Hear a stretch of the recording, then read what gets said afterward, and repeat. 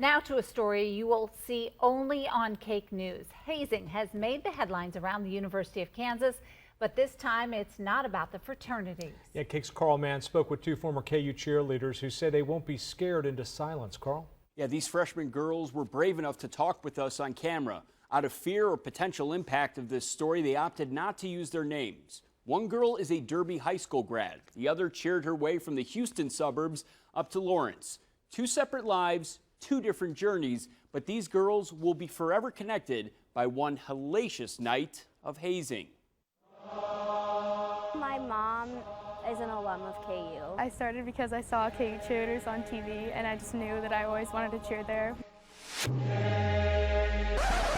Basically, our coaches always referred to it as the incident or what happened over the summer. Let's make one thing clear. These girls say they were told to keep this story quiet.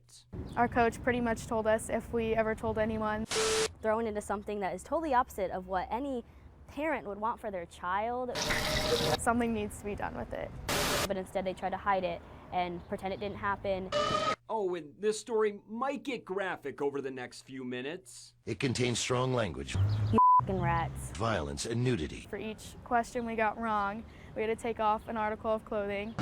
Even if you said the right answer, they still made you strip. Viewer discretion advised. Now let's rewind to last summer. The girls were just joining the team, and the cheer alumni wanted to meet up when this all reportedly took place. Then we moved to the night of July 25th, 2017. The girls tell me that they were ordered to meet outside Memorial Football Stadium and run this hill. The alumni screaming at them. At times they ran it blindfolded. Well, they thought that might be it, but their night hadn't ended. According to them, it had only begun. The alumni took our phones from us. I did not like being blindfolded because they made us lay on the ground. Once we were blindfolded, and they took us each one by one and put us in the back of cars.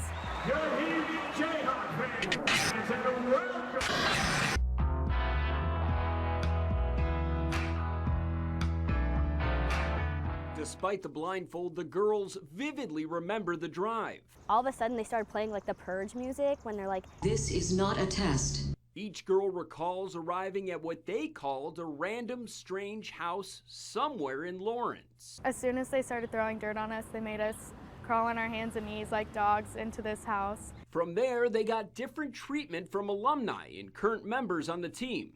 First, this girl says she was stuffed into a washing machine.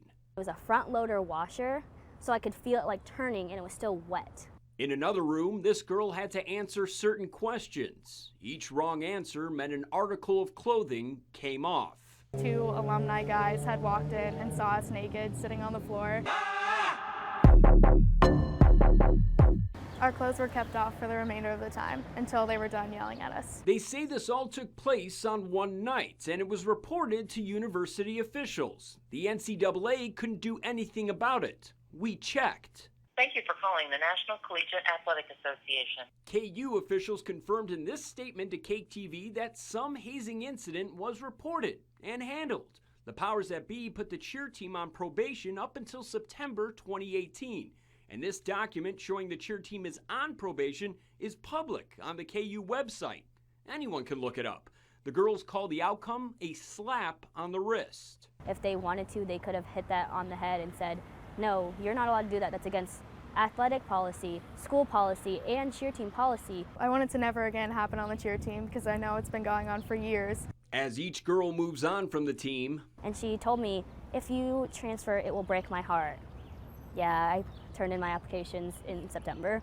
they want their story to be one of change in culture. And to the fans, don't let a pretty face and the pom-poms fool you. There may be more going on than meets the eye.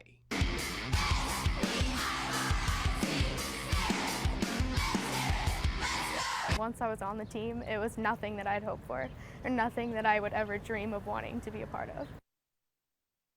Again, I called the KU Athletic Department several times in advance of this story airing to give them ample time to respond and to get their side of the story in an interview. Other than the one email statement, they aren't talking. Also, I've obtained a copy of the hazing conduct policy that each member of the cheer team is required to sign. That's something that no other media outlet has. Give it a look for yourself.